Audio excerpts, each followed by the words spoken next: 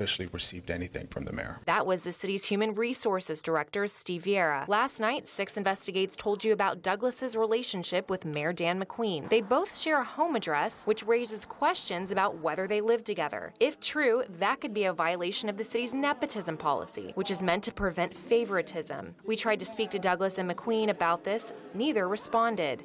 But that changed last night after our story at 6 p.m. That's when Douglas sent us this message where she defended her relationship with Mayor McQueen. She said, quote, Dan, the mayor, has been my friend for 40-plus years. As for why she and McQueen shared a home address, Douglas said it was so she could get mail and packages at his house.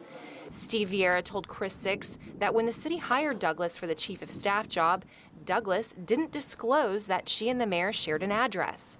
And now Vieira is asking the city's legal department if that violates the city's nepotism policy. Kind of a gray area for us, which is why we've brought them into the picture, and we're hoping that we can work through the details. Neither McQueen nor Douglas has responded to our phone calls or emails. However, the sign outside his building is no longer there. City council members are now asking questions about whether there could be an ethics violation.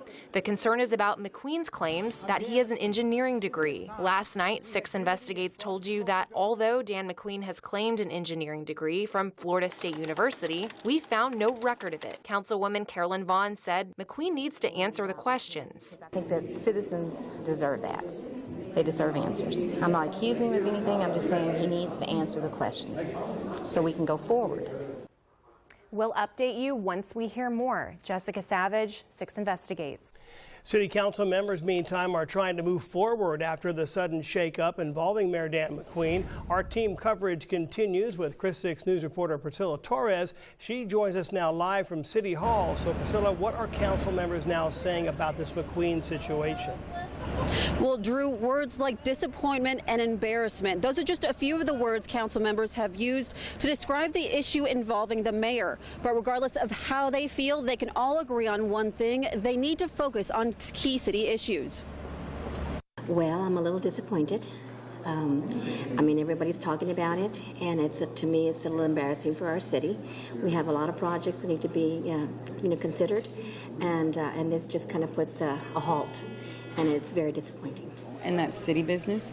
So I consider this just a distraction that I wish didn't happen, but it did. But it's not ours to figure out. So I think, for me anyway, I was elected to take care of business and to serve the people. So that's what I think we need to stay focused on.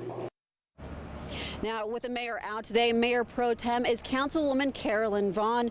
And we also asked if the mayor isn't able to continue his duties in office, what then? Nikila Pradier has that answer.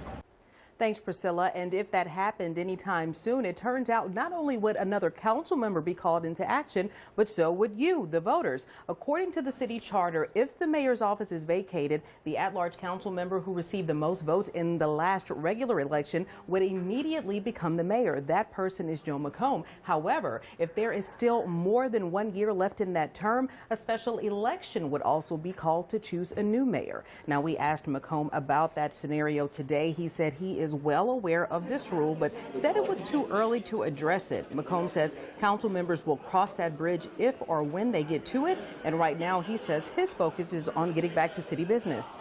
I think we want to do the thing that's less distracting to the city and the less harmful to the city. Elections are expensive, and it just drags the process on, and we need to get the city moving forward. Now, we also asked McComb about an inquiry if council members were looking into that to see whether McQueen violated any ethics in the city's ethics code. As you heard Jessica mention, McComb said that they had not discussed it as a whole body. But what does the ethics code say? For more on that, we turn to Chief Investigative Reporter Rick Spruill. Guys, the first thing to know about the city's code of ethics is that it exists to promote the public trust by establishing a set of guidelines for city council members, city employees, and city board members. But any question of Dan McQueen's relationship with his chief of staff probably falls under nepotism rules, and a violation of those might be seen as an ethical violation too. As for the question on his educational background, The Code of Ethics doesn't really address something like that. However, the City Council or even a private individual can ask the city's Ethics Committee to investigate it. But only the City Council can decide how to handle what the investigation uncovers, which means they can either reprimand the mayor, they can suspend the mayor, or they can remove the mayor. But in the end, it's up to them.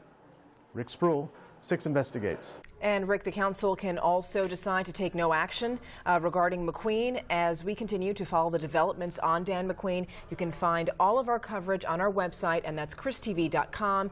And there you can also find previous stories on what we've done on the site. You can also follow us on social media for the latest information. We have got